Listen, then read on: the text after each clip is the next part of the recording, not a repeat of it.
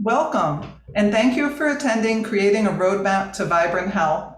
I am Mary Beth Augustine. I lead the clinical team and I will act as your moderator today. I will respond to the live chat and Q&A throughout the presentation, and following the presentation, we've allowed approximately 15 minutes for live Q&A. Attendees are in listening mode, so please submit your questions in the virtual Q&A or chat applications. Also joining me tonight from Vibrant America is Dr. Lily Wing, and she will be responding to the live chat and Q&A throughout the presentation as well. The content of today's webinar is for educational and informational purposes. The information is not to be interpreted as or mistaken for clinical advice. Please consult a medical professional or healthcare provider for medical advice, diagnosis, or treatment. And now let me introduce you to today's presenters, Greer McGinnis and Dr. Kim Bruno, who are clinical lab educators at Vibrant America. Greer McGinnis is a registered dietitian and certified detox specialist. Greer obtained her master's in nutritional science from Central Michigan University, is a published researcher, speaker, and consultant. Greer specializes in herbal medicine, food sensitivities, gut health, and detoxing heavy metals and toxins. She specializes in pediatrics with a main focus on functional medicine with autism and ADHD. As a New York native, Greer enjoys spending time with her family, kayaking, baking, and enjoying the great outdoors. Also presenting tonight is Dr. Kim Bruno. Dr. Bruno received her doctorate in chiropractic medicine from the National University of Health Sciences in Chicago and successfully completed the Certified Clinical Nutritionist Board examination. She's continued her postgraduate education through the Institute for Functional Medicine, the Clinical Nutrition Certification Board, and Lyme Master courses. Dr. Bruno has dedicated her career to finding root causes to patients' medical issues, as well as promoting a preventive model of healthcare. Prior to coming to Vibrant America, she owned a private practice and worked hand in hand with a variety of healthcare providers in multidisciplinary practices. Most recently, she was the functional medicine director at the largest immunology clinic in Colorado, where she specialized in complex care of patients with multiple chronic immune conditions, developing immune rehabilitation plans for optimal health. Dr. Bruno is a Colorado native who enjoys hiking, skiing, and paddleboarding, and finds most joy in spending time outside in nature with her husband and 2 young daughters. Take it away, Dr. Bruno. Wonderful. Thank you so much. Thanks, Mary Beth, and thank you everyone who's attending tonight. So tonight we are going to be talking about creating a roadmap to vibrant health. So let's get started. When patients walk into our offices, they often have very similar symptom presentations. And we really are trying to figure out what is the root cause, because they have different root causes for those same similar presentations. So because of that, a one-size-fits-all type of treatment approach really is not going to work for these biochemical uniqueness and of the patient and underlying causes of the imbalances. Therefore, utilizing some advanced functional medicine testing is the most comprehensive way to find the most effective treatment for our patients. So why Vibrant? Well, I know I chose Vibrant about 5 years ago because research and quality are really the cornerstones of the values of the company. Not only do they have a CAP certification and CLIA accreditation, but they really strive to have third-party publications, validation reports, and have this high sensitivity and specificity for better accuracy. Now, you can find all of these research reports, the validation reports, or research articles and validation reports in your provider portal. So you don't need to go searching for them. They're not hidden somewhere. We really like to put them out there so that you can see what Vibrant has to offer as far as research and quality. What that does is it helps us to have these state-of-the-art tests that can create a roadmap for our patients to have more vibrant health. Now, this roadmap is often not a straight line, right? It's described as a journey. There can be ups and downs and twists and turns. But when we have the right detailed information, then we can achieve the best result for our patient. So tonight we have several test panels that we are going to go over. And in order to break up a lot of information into a more easy to follow plan, we have decided to expand the kind of traditional 5R program, which was usually just focused on the gut, to a more systems biology approach. So we're going to work through some of our current test bundles to show you how these test panels will really complement each other to build that effective treatment plan. So you're going to see a lot of these different colored squares throughout the test, just indicating what part of the plan we're on. And then at the end, Greer is going to run you through kind of a mock treatment plan based on some of the markers that we presented today in each one of these sections. So these are the two bundles that are on promotion right now. They complement each other really for the goal of reducing inflammation, optimizing nutrition, improving gut function, removing toxic burden to help your patient achieve this optimal health and longevity. So you'll see me connecting the dots between several of these different tests through individual different markers. So the first one we're going to talk about is food sensitivities. So our food sensitivity panel has 180 foods between the two panels within the bundle. The Vibrance methodology for this test is a proprietary protein microchemiluminescence detection. Say that 3 times fast. But what it does is it increases or enhances the sensitivity of the test. We are testing water-soluble proteins on this test, and that's going to be important for us to remember when we transition to the wheat zoomer and the differences between looking at food sensitivities and also testing on something like a zoomer.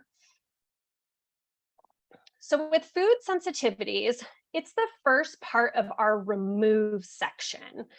So when your patient is on average eating 3 to 6 times per day between meals and snacks, removing foods that they are sensitive to is the quickest and easiest way to decrease their systemic inflammation and their immune system burden.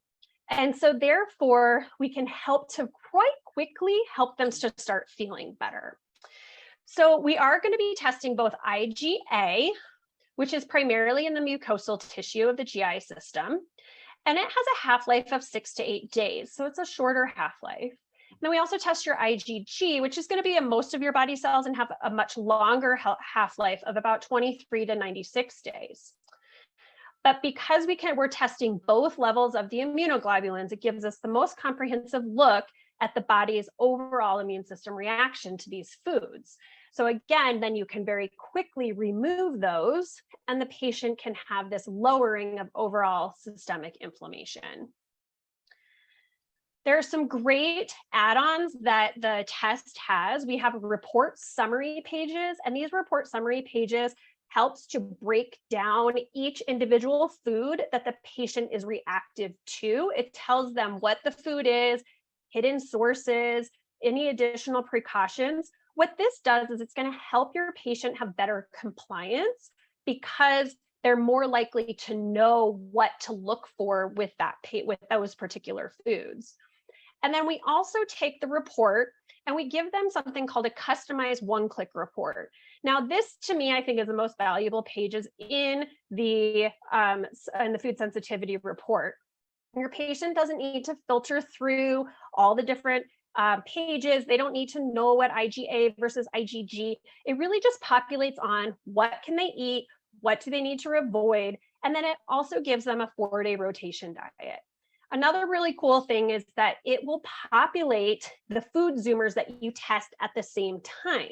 So in this particular bundle, we have a wheat zoomer. So you're testing whatever report comes back for the wheat zoomer would also populate onto this one-click report. So it gives the patient a much more comprehensive and complete picture of what they need to do from a dietary perspective. So speaking of that wheat zoomer, let's start talking about things at a peptide level. So once we've identified those food sensitivities at a protein level, it's really helpful for us to refine our recommendations by identifying the peptide level sensitivities for the most common allergens in this situation is wheat. Considering that 1 out of 7 Americans are somehow sensitive to wheat, and not all portions of wheat are water soluble. Remember, water soluble is what we tested in food sensitivities. They may not show up as positive in that situation. So therefore, we would want to look at this peptide level to be able to get a more accurate result. So the wheat zoomer is a highly sensitive proprietary peptide-based array. What this does is it will provide a 99% sensitive and 100% specific assessment for gluten and wheat sensitivity.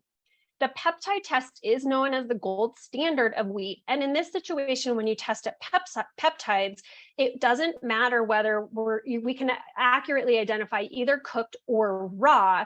And so that we don't need to have that that differentiation at that point. So the wheat zoomer is really 7 tests in one, and I'm just going to hit the highlights on this, but it will assess anything from an IgE, an actual wheat allergen, to celiac markers, to intestinal permeability.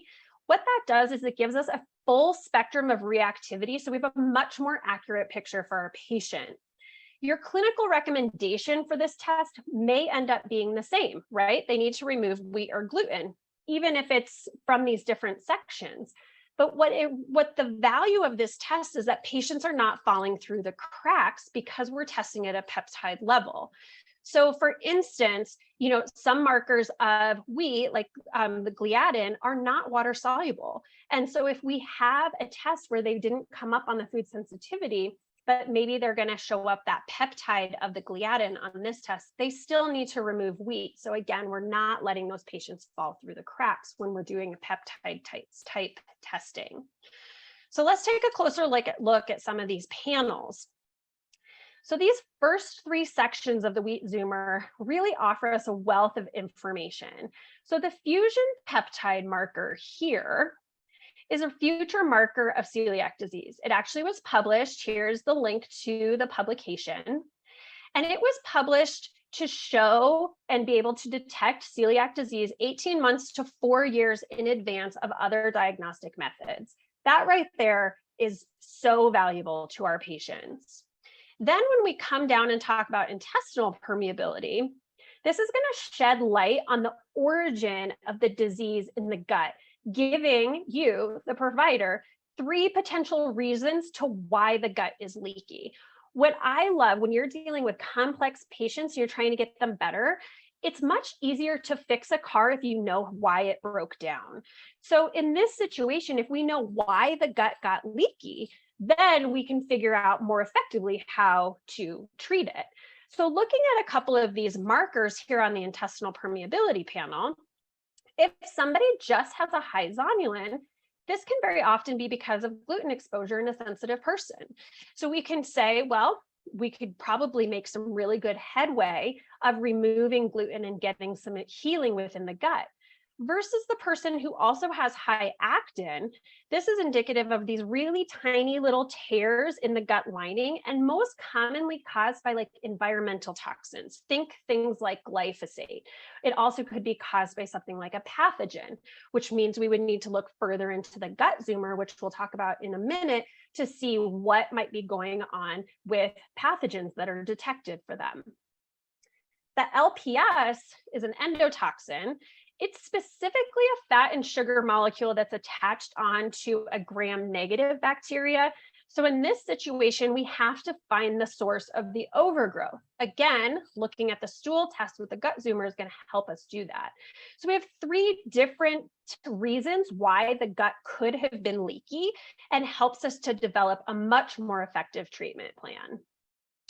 When we look down here at the transglutaminase panel, what I really like about this panel is it gives us some indications into maybe types of reactions that are not necessarily in the gut.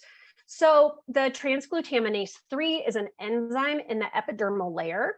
And what that will do is it will have some connections to some skin presentation. So someone who maybe has some chronic eczema, that's linked to a gluten sensitivity, this could come up. Or you have the transglutaminase 6, which is actually an enzyme in the central nervous system. And this is somebody who might have, their sensitivity is going to be related more to some neurological manifestations, something like demyelination that should be further evaluated for them. That's an important one to pay attention to, because often patients who have this transglutaminase 6, they maybe don't have a noticeable symptom. And when they go off gluten, they say, well, I don't notice any difference, but it's because it's internal and it's having to do with, well, are you noticing the myelin that's growing on your nerves? Probably not, but it is really important that you stay gluten-free. So the last couple of panels that we're going to cover on the wheat zoomer, we're going to look at the wheat germ panel, and we're going to look at the gliadin panel, and we're going to look at the non-gluten wheat panel. So this wheat germ panel, it is actually the lectin component of wheat. The most important clinical pearl with this wheat germ panel is that it can compete with the vitamin D absorption. So have you ever seen that patient who continually takes vitamin D supplements and they always have low levels? Well, it's going to be really worth investigating. Is there an absorption issue due to a gluten sensitivity or this wheat germ panel? Because that is going to cause that competition of the absorption of vitamin D. And so this way you're going to want to evaluate their micronutrient panel to make sure that that is correcting itself. On the gliadin panel, my two favorite markers are the glutamorphin and the proteomorphin. They're right here. These are actually not peptides of wheat, but they're rather triggered by the exposure of wheat.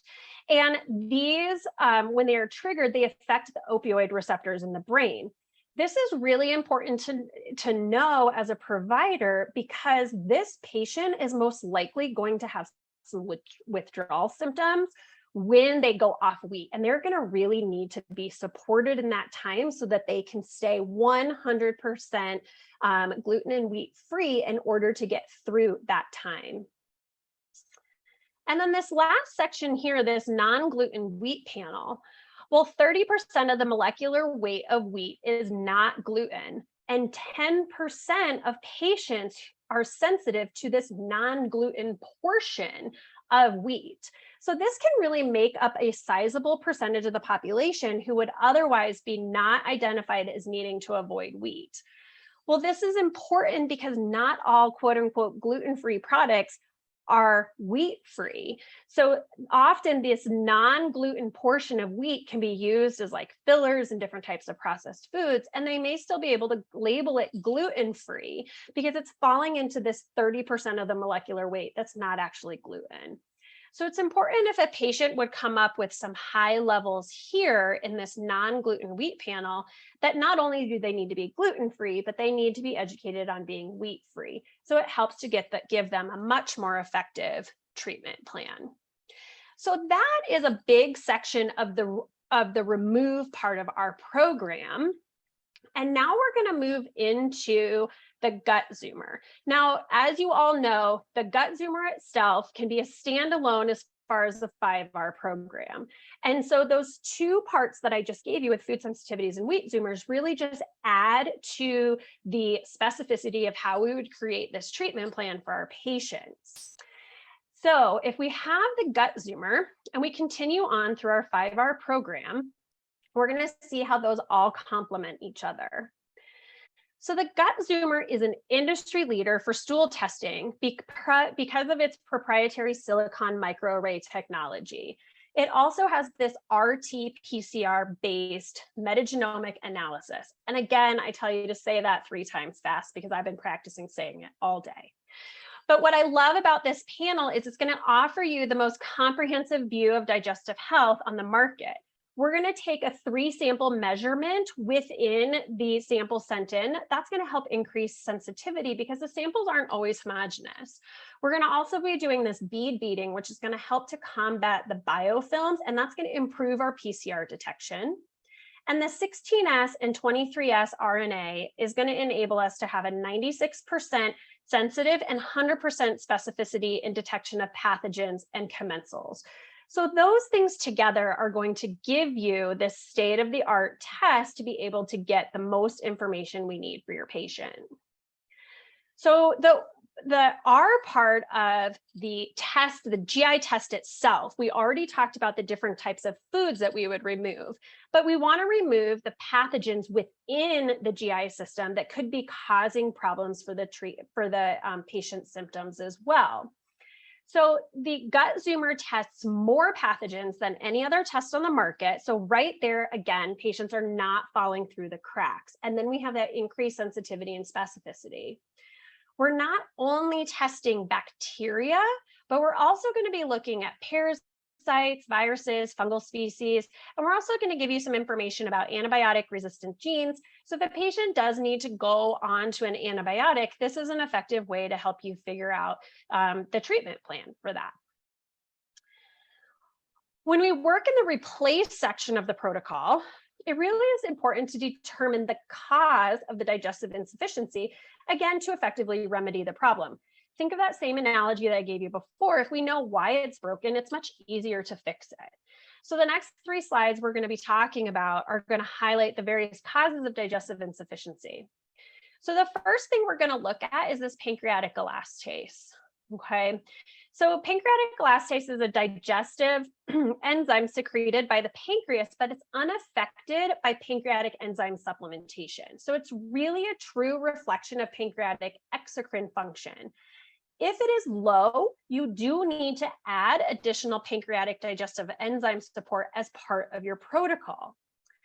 A great way to link this back to our food sensitivity panel is that if you look at this marker and this is low, and the patient has a wide range of food sensitivities, it's going to give us clues that the reason that they have so many food sensitivities really is due to digestive insufficiency rather than some other cause. When we're looking at the meat and vegetable fibers, these are all digested in the upper GI tract. So when we have the presence in a stool test, we know that it's because of either maldigestion, malabsorption, or maybe some increased transit time in the GI system. So those are going to be things that we need to explore. Now, if the pancreatic elastase is normal, but the fibers are detected, we need to remind our patients that digestion starts in the mouth and that they need to chew. And I know that that sounds simple, but sometimes just chewing more is better than constantly throwing more supplements at them. Sometimes they need both, but sometimes they need to just be remembered that they can't always be eating in the car and on the go and not fully chewing their food. So the next part of digestive insufficiency is really looking at the fecal fats. And the fecal fats can vary depending on the amount of bile from the gallbladder or liver, the production of digestive enzymes from the pancreas, or how well the overall intestinal system functions. So I'm going to talk about a couple common patterns that we can see here. So the first one we'll talk about is when we see total fecal fat being high. So if the pancreatic elastase from the previous page is low and the fecal fats are elevated, this would be a pretty classic reason why we would consider maybe some lipase enzymes or maybe some higher doses of pancreatic enzyme therapy. However, if the fecal fats are elevated and the pancreatic elastase is robust, then we might want to be looking at bile acid insufficiency, what's going to come on the next page, or maybe we want to consider some hypochlorhydria. So here, again, we can be a little bit more targeted with our treatment plan when we know and we can see some of the patterns coming through the gut. We also always want to consider the fat content of the patient's diet. We have many more patients who are on a keto diet now than we did when I first started into practice 15 years ago. And we do need to consider that patients who generally just have more fat in their diet may not be able to digest and absorb all of that. When we're looking at our long chain fatty acids, unlike when we looked at just total fecal fat, this is usually increased when there's malabsorption.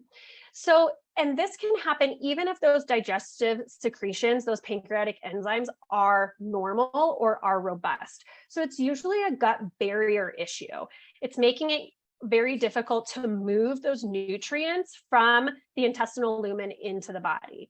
So in addition to, if you look at the previous slide with the pancreatic elastase, and that was normal, and then you see this long chain fatty acid being high, that pattern is really going to say that you need to evaluate dysbiosis, possibly SIBO, maybe some parasites. Did they have gastric bypass or maybe some other surgery? Do they have celiac? Is there inflammatory bowel disease?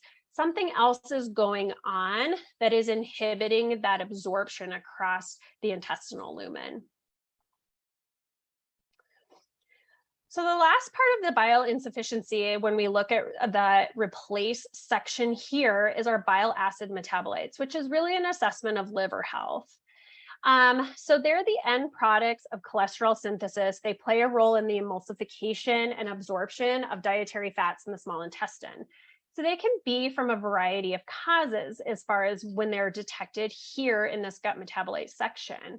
So there could be dysfunction in the synthesis of bile, there could be liver congestion, there could be toxic load. There could also be malabsorption of bile, an impairment of secretions of flow of bile. When these bile acids are out of range, we need to consider supporting both the liver and looking for bile support. So you could support the liver with something like milk thistle, or you could support the bile with some bile support with like ox bile itself, HCl, choline. You could use even foods like mint or fennel. Now, when we talk about this toxic load piece here, and this is going to be linked to that total tox burden panel that Greer is going to talk about closer to the end of the presentation. But these metabolites are important to evaluate when you're looking at a patient's toxic status.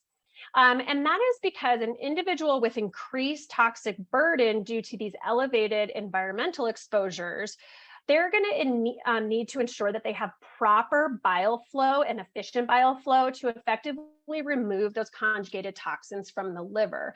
So it's going to be very important to look at those tests in conjunction when you're trying to figure out, phase 1, phase 2, phase 2.5, and phase 3 of detoxification of the toxins that Greer is going to be talking about in a little while. So in the re-inoculate part, it really comes down to dysbiosis. Now, dysbiosis is the most common imbalance that causes symptoms in the GI system. Mostly what we see in functional medicine is a lot comes down to this dysbiosis. So they maybe don't have an overt pathogen, but they do have dysbiotic patterns that are causing imbalances and causing symptoms. Now, on our test, we are looking at 171 unique commensal microorganisms. And then those microorganisms are associated back to these different disease state associations. So if a patient has an elevated score, then the dysbiotic pattern is somewhat suggestive that they have problems in this disease area. This is not diagnostic, but it helps to give you a closer look or more ideas of what is happening with them from a systems biology approach. So this is the summary page, how it would report on the first part of the test. Let's take a closer look to how the specifics of that commensal report. So this is one snapshot of one of the pages of the commensal report. It's a more detailed look at the gut commensals. They're reported in either family, genus, or species levels. So clinically, we don't necessarily recommend treating each individual commensal, but rather this really dysbiotic pattern and how it associates with the whole picture of the digestive health, and then how it correlates with the patient's presentation. So you're going to notice two columns here, and these also relate back to that initial disease state association from the previous page. So the potential risk or potential associated risk column here, and then it will list a condition. Again, this is not diagnostic.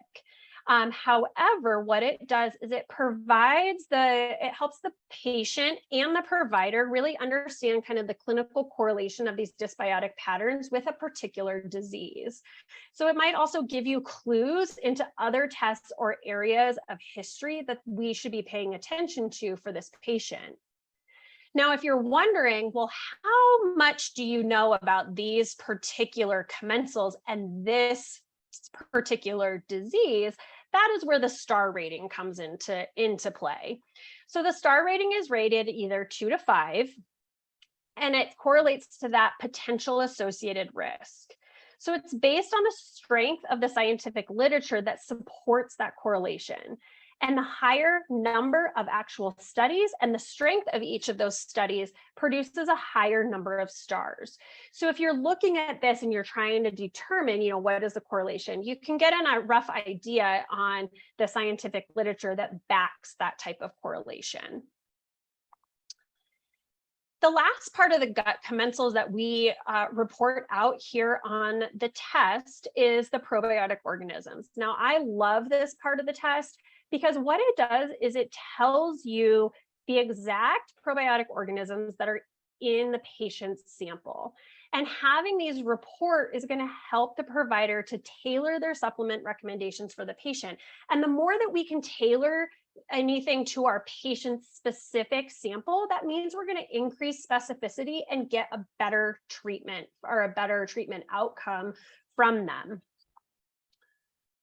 Most of those, I didn't mention it. Most of these are actually quite easy to find in supplementation form. So it's nice. I actually just log in, whatever ones might be out of range. I'm going to go ahead and populate that into my database for supplements. It's going to pull up which ones have those containing, and then I can choose that particular supplement blend for my patient.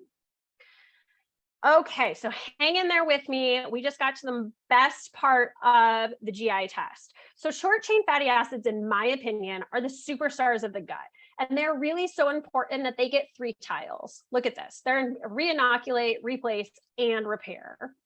So the short chain fatty acids are produced by the gut bacteria when they ferment dietary fibers, particularly resistant starches. Now, these superstars have many functions. So they can do anything from maintain intestinal barrier. They can help fuel the source, or they're the preferred fuel of source for the colonocytes. They can help repair damaged cells, grow new cells. They support commensal bacteria. So they really have a long list, kind of all listed over here. Now we're measuring 12 different short chain fatty acids in the total report here, and then individually 4 as far as the percentage. And that makes up about, 95% of short chain fatty acids. But just know that in the total, we're actually looking at a much wider view there. One of the most impressive functions that I think of short chain fatty acids, and maybe this is because I worked in immunology for so long, was how they are used by the dendritic cells to regulate the influence of T cell differentiation and increase Treg production. So these dendritic cells are going to decide how the immune system will respond to food protein. Well, that's really important if we're looking at food sensitivities, right? And we want to make sure that we're decreasing the amount of food sensitivities for the patient. So if we increase their short chain fatty acids, then what we can do is we can increase their Treg cells, and that can help to overall decrease their inflammation, which is just a great win-win all over the place, right? So we do have some additional information as far as repair goes. So we transitioned short chain fatty acids was part of repair because of how it works in the anti-inflammatory and helping for fuel for the colonocytes. But when we come down to inflammation in repair, similarly to how we want to have this really expansive details to why the gut is leaky or what's causing the digestive insufficiency, to effectively repair the gut, we want to know what's causing the inflammation. So Vibrant offers more inflammatory panels, or more inflammatory markers than anybody else on our gut panel. And that again helps to give you more information. So the calprotectin is really well known, commonly tested marker on a lot of different tests. But it's really generally non-specific. So there may be various reasons to why it's high. Maybe it's food sensitivities, maybe there's an infection, maybe there's some toxins or drugs or NSAIDs or PPIs, but we really don't know. But on the flip side, some of these other markers like the fecal lactoferrin or the MMP9 can give us a little bit more clues to what to look for and what is causing the inflammation for this patient. So therefore, we know more effectively on how to treat it. So the fecal lactoferrin, this is actually it's produced by the neutrophils in the presence of inflammation. And the antibiotic activity is trying to protect the gut. So it's really indicating that the defense system has been activated. So when we look at this, we really need to make sure that we've looked at the rest of the test for those dysbiotic patterns, the pathogens, other infections, because those things are going to be really important if the patient has a fecal lactoferrin that's high. Those are really connected. On the flip side, this MMP9, this is an inflammatory marker and a repair enzyme. It's actually a marker for CIRS, which is the chronic inflammatory response syndrome, and it's due to biotoxins or mold exposure. So if we see this MMP9, the patient really needs to be evaluated on the total tox panel because we need to know where that biotoxin exposure is coming from so that we can more effectively heal the gut.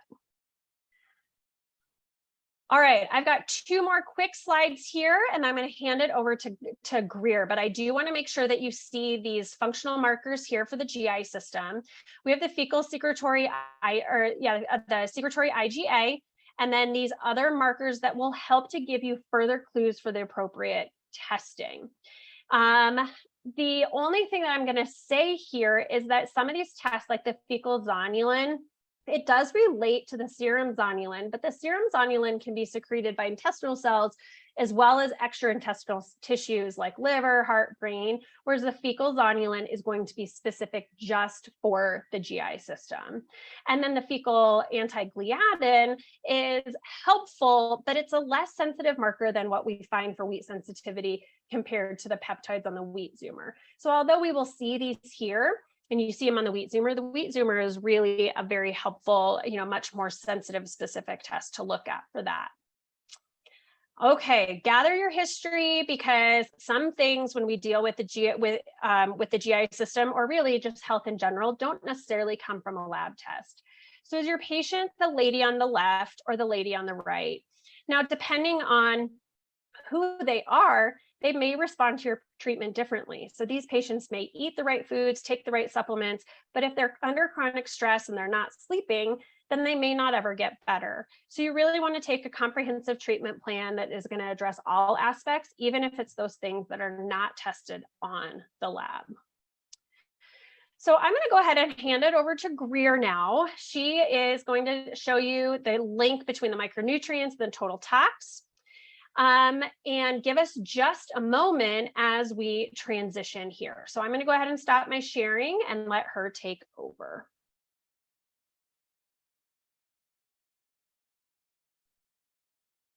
Thank you, Dr. Bruno. All right, so amazing job, Dr. Bruno. I absolutely love all the test bundles that we're going over tonight, and I'm gonna drive it home now with some of my favorite testing, including micronutrient and the total tox burden testing. So we're gonna kind of dive into that micronutrient 3.0, identifying that nutrient gap.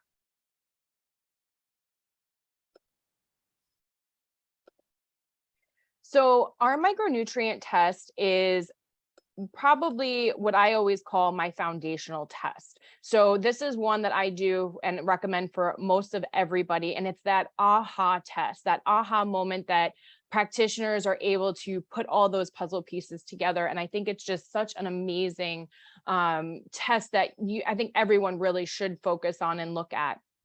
We use mass spectrometry, or what we call the mass spec, for identifying both intracellular and extracellular levels of micronutrients. Now, micronutrients are something that we need to thrive and survive in life. And when we have micronutrient deficiencies, our bodies are very capable and very amazing at trying to bridge the gap and try to keep us afloat for as long as we possibly can. But we will get to a point where we will just sink, unfortunately. And using this test really puts all the pieces of the puzzle and ties in everything from working with the gut function, working with your food sensitivities and total tox testing, because that's what the liver needs, that's what the gut needs, that's, you know, it kind of all puts it together in a nice little bow for everybody. And I think this test really drives it home for many practitioners. So you will see that we test for over 40 different vitamins, minerals, amino acids. We also have an omega fatty acid profile. So we are looking both extracellular and intracellular, as well as red blood cell. Now you can see on the left-hand side on the lower corner, it tells you about how long those nutrients are in those cells, because this is important. If your patient just goes and gets, and I'm sure everyone has had that patient, they go and they say, my doctor said my blood work looks great, and all their serum comes back absolutely fine and normal. But then we check their intracellular and we realize that they're depleted or they're not getting the nutrients that they need. It actually really drives it home for us as there's a deeper problem here. We really need to take a deeper look and see what's actually going on. Why are you not getting and holding these micronutrients into the cell, and why are you not storing them? Could it be something like leaky gut? And, you know, when we talk about gut function, and Dr. Bruno did a great job at explaining the gut zoomer, we need micronutrients for an array of different areas in the gut. It's not just about using nutrients. It's about these nutrients help to diversify those short chain fatty acids that she talks about, that she loves so much, and I do too. That barrier function, immune function, decreasing inflammation. We need micronutrients for this. And if we don't get them, this could be a big reason why your patient's gut is not healing. This could be a big reason why your patient is still having issues and not getting better. So we need to put all those puzzle pieces together. And for me, micronutrients is one of those foundational pieces. This graph I love with the micronutrient test. I'm a very visual person. I actually really need to see, you know, I could look at numbers and try to figure out a median average, but for me, I love these graphs because it really shows me, is the person taking it into their body? Are they actually getting it into their system by either food or by supplementation? And then is it actually staying and going into the cell like it's supposed to? And you can see from this particular diagram, this particular patient, the vitamin B12, they were taking in B12 supplementation as well, but it wasn't getting into the cell. So they were having an issue. And what we kind of figured out was that it was the wrong type of supplementation. There are also times where we can draw some trends where if the patient has leaky gut, the white blood cell count might be low across the board, and we can kind of detect they might have issues with their gut, whether it's leaky gut, poor pancreatic lactase, or bile acids and poor digestion and absorption problems. So the micronutrient test can help us make sure that the patient's getting what they need into their system. They're actually eating that food. And if they're not getting it into the white blood cell, we can dive a little bit deeper. We also do have a test called the NutriPro, which is absolutely, I think, probably one of my new favorite tests along with the micronutrients. And it also actually tests nutrigenomics. So we get to see genetics and we get to see your micronutrients. And why that's so important is because there are some genetic SNPs that actually prevent you from either transporting or actually absorbing and getting those into your white blood cell. So sometimes it could be a little bit of twerking and tweaking around to try to figure out what's actually going on with your patient. And that's really important to figure out when we're looking at nutrients and if they're getting it into the cells.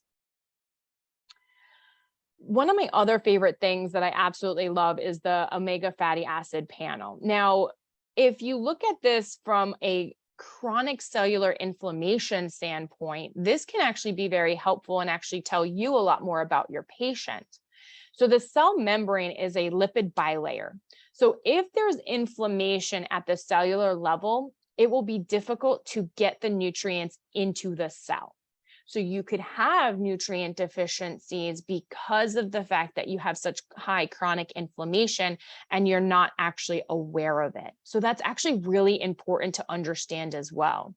So this is just one of the main reasons why I love the Vibrant Micronutrient Panel, because this is not tested very often, and a lot of times we can miss these type key pieces and key components, especially when it comes to cellular inflammation that can affect nutrients, that can affect the brain and the body from actually healing, and especially the microbiome. Anytime you test the micronutrient panel, if you have somebody who has elevated low levels or really high levels, it will always trigger bubble pages.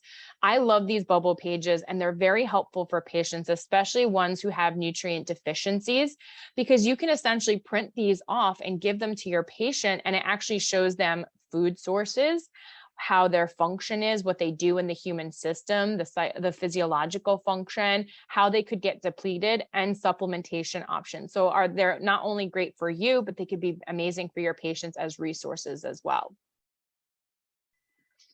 And now my favorite part, we're at the total tox bundle. So this is one of my favorite things that I love to talk about. I could talk about it all day, but I will only talk about this for about 20 minutes. So the Vibrant Total Tox Bundle, we test for over 89 different markers between heavy metals, mycotoxins, and environmental toxins. I think everybody should do this bundle, and I think every patient should do this bundle, because it really is an eye-opening experience for so many. And the reason being is we actually live in a very toxic world, and it's only getting worse, unfortunately. We are exposed to over 700,000 toxins in one day. And that's a pretty staggering number. It's scary because we continuously are adding to that number. Every year, over 2,000 chemicals are created and added to the list of the 700,000 toxins that we're exposed to.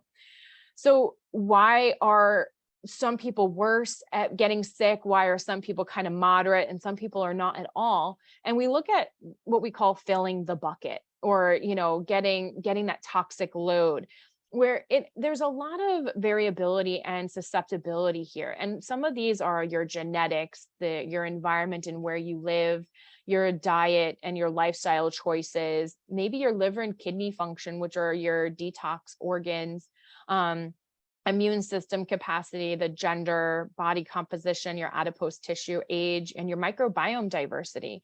These all play a huge role in why somebody might be coming to you extremely sick, and the next patient is only moderately sick. And somebody might just want to feel better about themselves. And these are your options to try to say, okay, we need to break this down and figure out what's going on in your system and why you're getting so sick all of a sudden. And let's start breaking this down. So heavy metals is one of my favorite things to test for. I think it's because it's a personal journey with my own family. And I feel that when I research heavy metals, and we see heavy metals a lot in, you know, mainstream media, I'm sure you've read there's arsenic in baby foods and heavy metals in baby foods and juices and stuff. It's not just them, it's all of our foods. So Vibrant tests uses the mass spectrometry as well. And it's the gold standard way of testing for heavy metals in the system. It tells us exactly what's in the system right now. Heavy metals can impact every single organ in the human body in a negative way. They pose no benefit to us whatsoever. I've seen kids as young as 2 years old have things like aluminum and uranium, which is very scary because these are things that children should not have in their system. And heavy metals are food sources for unwanted guests like candida and parasites, and even different types of co-infections and Lyme disease. So we don't want them around because they don't do anything for us except for just make us worse. Now, on that aspect, they also have something called replacement reactions that happen. This is where lighter essential nutrients like magnesium, selenium, and zinc actually get replaced by heavy toxic metals in the enzymatic systems in our body. So this is things like aluminum will actually get mistaken for magnesium, or mercury will get mistaken for selenium. So in our system, once they bump out our nutrients, we're in a big trouble, because those are now in those enzymatic reactions that use those for specific nutrients, and now our body cannot do what it needs to do. So heavy metals for me is something that I'm always looking for. I mean, heavy metals are embedded in our system. Cadmium and things like that can stay in our body for 30 years. It's in our bones, it's in our tissue, it's in our brain. So it's something that we definitely want to look into and make sure that we don't have patients with heavy metals, because if we don't remove the heavy metals, we are not getting to the root cause a lot of the times of their particular issue.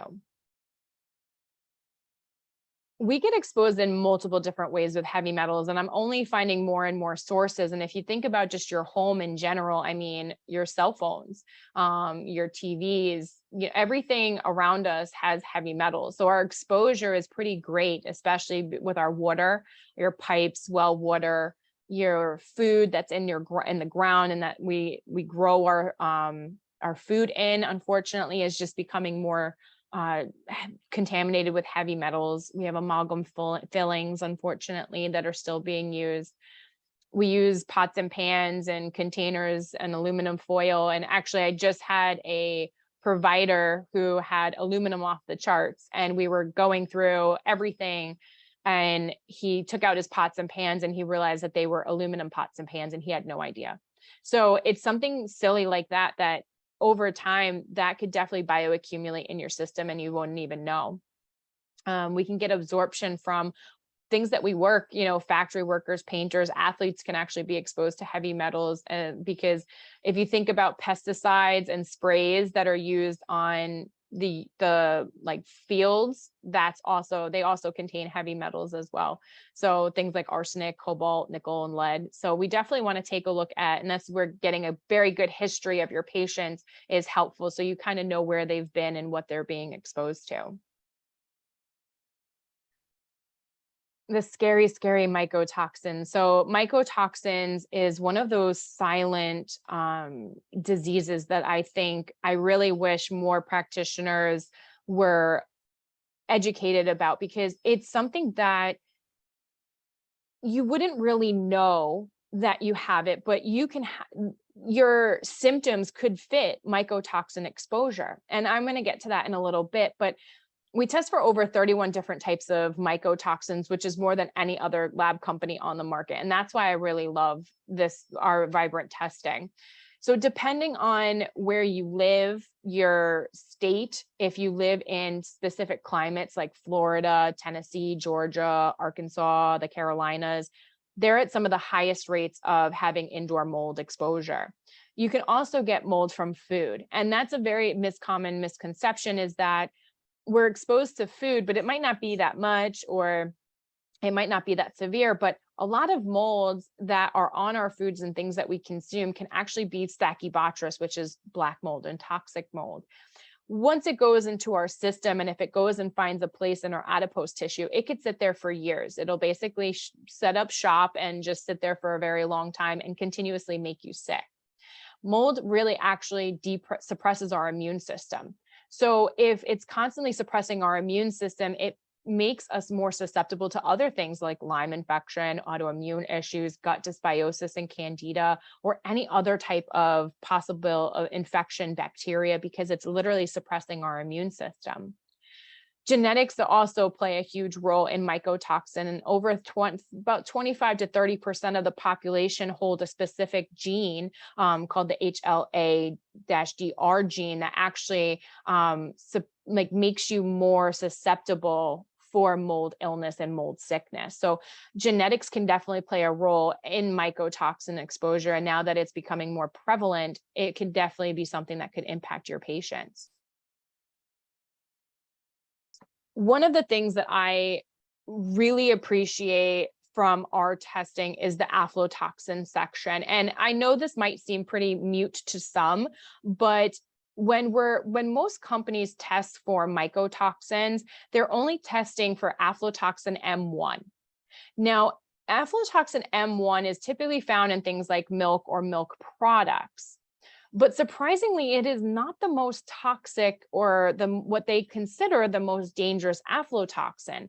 Aflatoxin B1 is actually the most dangerous, causing hepatic carcinogenesis. So when cows eat feed or grains that are contaminated with aflatoxin B1, which we could be doing that as well. We could be consuming those toxins, those mycotoxins as well. The byproduct, when it gets metabolized, it gets excreted as aflatoxin M1. So when we consume the dairy cow or when we consume the milk, we're getting that M1 exposure. But that doesn't necessarily mean that we're also not getting B1 exposure from other foods.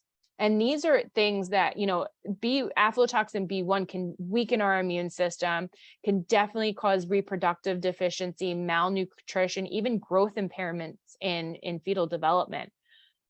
So while aflatoxin M1 is not a favorable mold, and we definitely don't want it, it is not the most toxic mold. And we really should be looking at that aflatoxin B1 as well, so that we're aware if we might be consuming the mold itself and not necessarily getting it from the animal product. The next 2 pages of the mycotoxin report are very interesting. And, I know it looks like a lot of information. And when we break it down, we can kind of look at where this person might be getting exposure, because the first step is always avoidance, no matter what toxin it is. It could be heavy metals, mycotoxin, or environmental toxin. Our first step is always avoidance. So we definitely don't want to be put in a situation where we're constantly being exposed to mold and mold illness. So when we're looking at different types of mycotoxins, like for instance, this mycophenolic acid, this one is not necessarily a mycotoxin, it's a byproduct, and it's actually used in current immunosuppressant drugs like Myfortic and Cept, which actually helps prevent rejection of transplants. So if you have a liver transplant, a kidney transplant, they actually give you mold so that you don't reject the organ. Again, it's immunosuppressant. So things like that are really important to be aware of. Certain molds really can lower the immune response and really cause a lot of unnecessary issues for your patient. Also, things like gliotoxin. Gliotoxin is a metabolite of Aspergillus, especially Candida albicans. So if you have very high gliotoxin, this could be pointing to that you have more gut issues and you need a lot of help in the gut area, because you could have yeast and fungal markers like Candida in the microbiome, which is then causing more disruption and leading to more byproduct of mycotoxin exposure. The last page is the trichothecene section, and this is the section that most people are more known about and the more concerned about, because this a lot of the times holds your black mold or your toxic mold. So things like satrotoxin, which is a Stachybotrys, can be from water buildings, and it also could be from food items like grains, oats, maize. So we definitely want to look at where these molds are coming from and kind of assess, could it be from an environment? Could it be from a food item? Could it be both? Because we definitely need to start peeling back the onion layers to kind of see. Now, many molds, when people come and say that they think they smell mold, the only time that you really can honestly smell mold is those Stachybotrys. Stachybotrys mold in an environment or in a building can smell like ammonia or like cat urine. Other types of molds that are growing in your home have no smell. So that's why I call it a silent killer, because it's something that you really won't know is there until you're testing and you're aware of it. So again, we're always looking for making sure, is this something that we're ingesting? Is this something an environment? 70% of houses have mold in them, which is a staggering number. So the likeliness that your patient actually has mold is pretty significant. They could have so many different symptoms, and I'll be completely honest, any symptom can fit a mold symptom. Back pain, ringing in the ear, earaches, eye floaters, headaches, anything you can think of could actually fit a mold symptom. So don't just think it's confined to a certain area. It can actually be pretty, extensive. And we're always looking for that exposure. Is it a food type? Is it environment? Again, getting a good food diary from your patient can really be beneficial for anybody trying to identify. Maybe they're taking in way too, maybe their coffee, maybe it's their, any type of grains or rice or corn that they're consuming could be contaminated. So something that we definitely need to look into. And environmental toxins. So we test for over 39 different types of environmental toxins, the most out of any lab company. And we continuously are looking at adding more onto our environmental toxin list. There are 27 trillion pounds of chemicals per year that are coming into the United States or in the United States. We're exposed to over 80,000 chemicals per day and over 700,000 toxins per day. So it's pretty staggering numbers. It's not a question about, do you think your patient has toxins? It's actually, what toxins does your patient have, and is this contributing to their symptoms? Because I don't think I've ever seen anyone that has a perfect total environmental toxin. It just does not happen, unfortunately. So toxins, like I said, are everywhere, and especially if you just look in your home, we're exposed to so many things in our environment, in our home every single day. And our environmental toxins test for pesticides, herbicides. We test plastics, phthalates, parabens, acrylics, off gases, volatile compounds, alkphenols. We test for everything in our environmental toxins, a really good array where we can actually see what's going on with a patient. And like I said, there's not a question of if your patient has toxins, it's what toxins are in your patient. And I always call this the 90% rule. 90% of people have pesticides, phthalates, and parabens in their system. So it's trying to figure out what's in your patient's system, how do we get it out, and what are the best way of working with them to get it out. So we're coming towards the end, and we're just rounding out with going back to the 5 R's of healing the system. So this is the roadmap for health and recovery and working with your patients to be successful. So what we did was we did put some slides together to kind of break down and give you some feedback and some helpful information to kind of look into, and some treatment options when we're breaking down the removal, replace, reinoculate, repair, and rebalance section. So again, just to recap, when we're removing possibly gluten-free diet, removing any type of food sensitivities, we're treating those pathogens with antimicrobials or antiparasitics. We're going to balance the commensal dysbiosis. And we're going to also remove any current toxic exposure from the environment, from that system at all, and try to get rid of anything that could be contaminating that person. We're going to replace any type of micronutrient that they could be missing and they could be low on. We're going to try to work with them with their antioxidants, their glutathione, fat soluble, and liver function. We're going to replace anything with the pancreatic enzymes, bile salts, hydrochloric acid challenge you could definitely do. And then bile support, taurine, choline, artichokes, beets, things like that. And those prebiotic fibers for short chain fatty acids as well. We're going to reinoculate. And again, you can actually reinoculate with probiotics, dietary fibers, prebiotics, fermented foods, short chain fatty acid supports. You could even do sodium butyrate, sunbutyrate. So definitely anything that can be added on and into that person. That's what helps with the microbiome when we're looking at the stool test, because we can actually pinpoint if they need more prebiotics, or do they need dietary fibers, are they not getting enough? So definitely use those things to your advantage.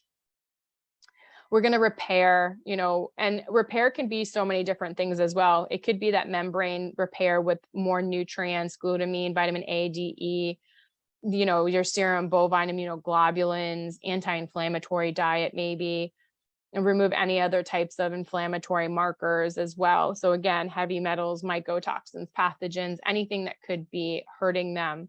You can also use a ton of your herbs. I'm a huge fan of slippery elm bark, aloe, marshmallow root. Those are definitely some of my go-tos when I'm working on repairing the microbiome.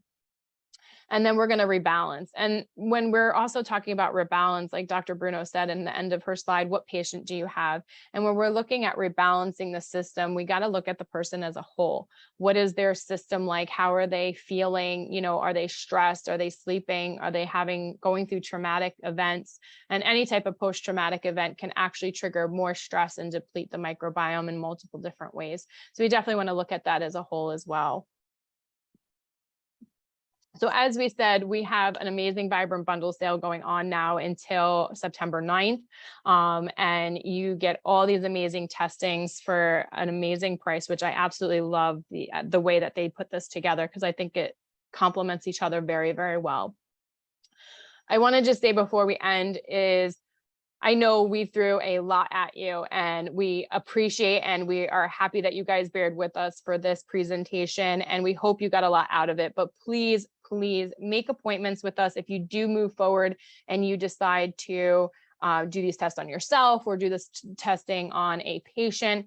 Please always contact us, make appointments with us. We can walk you through the testing. We will help you interpret the test results, help you with what could be added, you know, interventions, what you should be looking for in your patients. And we will help you get educated and get powerful so that you can go off and spread functional medicine to the world and really help people that really need it. So we really appreciate your time, and we thank you all for being here with us tonight, and we will open the floor to questions. Thank you, Greer and Dr. Bruno, for such an informative and relevant and meaningful presentation. So for Q&A, there was a question, actually a few questions came in about calprotectin on the gut zoomer. You know, at what level is it high should be concerning with regards to referring out to gastroenterology for endoscopy or biopsy? Okay, am I off mute? There I am. Yeah. Good. So yeah, I would say, you know, that there's some different levels depending on each lab. I would say if it's above, you know, 100 to 150, that we should start looking for a referral to and investigate that further. Thank you.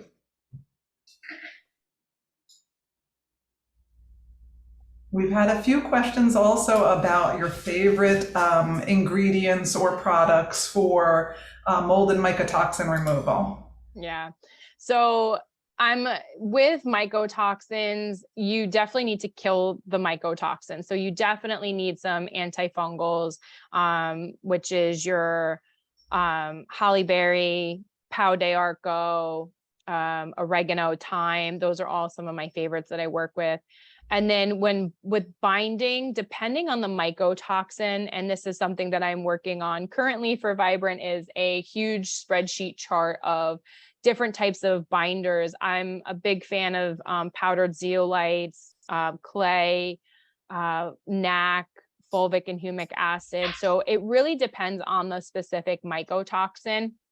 And then that will kind of help you determine what binder would be best for that mycotoxin. So if you do mycotoxin testing, please just make an appointment with me. We will figure that out together. I love her chart. So I reference it all the time. I'm like, which mycotoxin? Here we go. Yeah. So make an appointment with Greer. Yeah, someone wrote Ultrabind and Quicksilver, Zeobind are great. Yeah, those are all great options. Mycopull from Nutritional Research Nutritionals is really amazing as well. Cellcore has some great binders. So yeah, I think it really just depends though, as you know, what the mycotoxin is. There's also been a number of questions about steroids interfering with food sensitivity tests, and I just wanted to highlight for those attendees who aren't really monitoring the chat, one option is to test total immunoglobulins before testing our individual tests or our bundles if you're concerned. It doesn't automatically mean that everyone on steroids has immunosuppression and will get false negatives. So often just a quick total immunoglobulins panel will tell you, oh, great, I can go move forward with this testing and have accurate results. So I wanted to highlight that.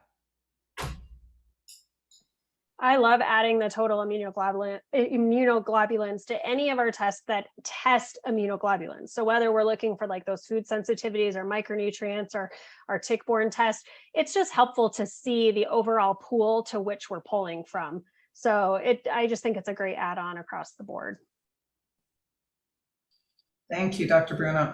And we've also had a few questions about consult availability. Of course, Dr. Bruno and Greer are in great demand because they're great clinicians, but we've got a 14-member team here, and our wait time for a consult is down to only about 3 days. So schedule those consults. Yeah, if you do these bundles, it would be great. Yeah, follow up with Greer and we can help you build that case together of these particular bundles and how we pull it together. We're happy to do that.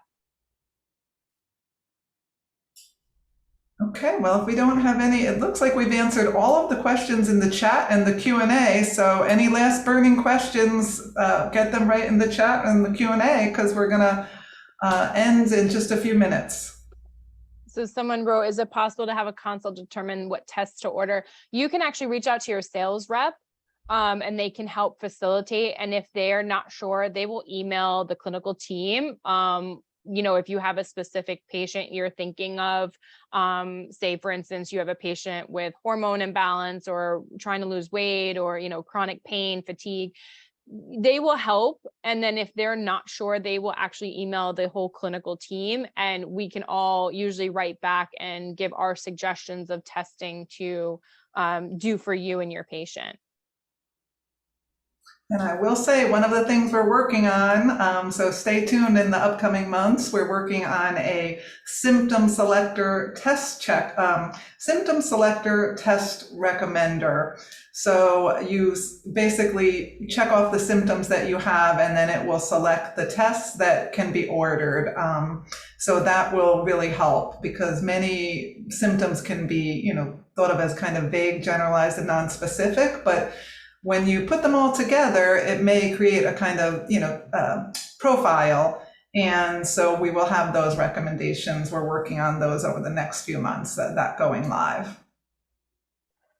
Mary Beth, I actually saw it come through twice. Somebody asked about detoxification in a patient who couldn't sweat. I'll give my recommendation. I'm sure Greer will add to this. I would say just remember that there's various different detox pathways, right? We have phase 1 and 2 in the liver. We utilize phase 2.5 through the gallbladder, phase 3 through the GI system. And then you also have things like the kidneys, and you have your lymphatics. So maybe focusing on more lymphatic drainage, dry brushing, looking at some of those other areas of detoxification, because if they can't sweat, then you can utilize some of those other functions. Mm-hmm. Yeah. Did I hit all the high points there, Greer? Yeah. I mean, a lot of the times I think a lot of that, when I think of someone who can't sweat, I'm thinking something's off in lymphatic and adrenals. And it's essentially, I've seen people who are like, they say, I drink a ton of water, but my skin is so dry, then something's not working. We're missing something here, and it could be a disruption somewhere. And that's what we need to kind of identify. Very good. And then Mary Beth, is the chat going to be copied? Is this something that the attendees will be able to see? For the chat? The chat, yeah, when they get the recording, do you know? We haven't sent it out in the past, but we can examine doing that. Okay. I saw that asked. Yeah. There's a lot of great answers to questions in the chat. Yeah. There. Yeah. So very well. And if we didn't get to your questions, and I know, there's so many questions that are coming in now, but you can always reach out to your sales rep and ask them the questions. And if they don't know, they will reach out to us as well. You can always email us. If you've ever had a consult and you have our email, you can email us as well directly and ask your questions there as well. So we're sorry if we didn't get to everyone's questions, because it's kind of getting tough in the chat. Yeah. Well, thank you to all of our attendees this evening for your engagement and for your business. We, Vibrant America appreciates your support and the work that you're doing to advance the functional medicine and disease prevention and wellness model. We will upload this webinar to the Vibrant YouTube page for future viewing. And we would really appreciate it if immediately following the webinar, you just answer that little short 5-question survey about our presentation this evening, and let us know how we can improve our clinical lab education programs, products, and services we offer you. So thank you all, and good night. Thank you.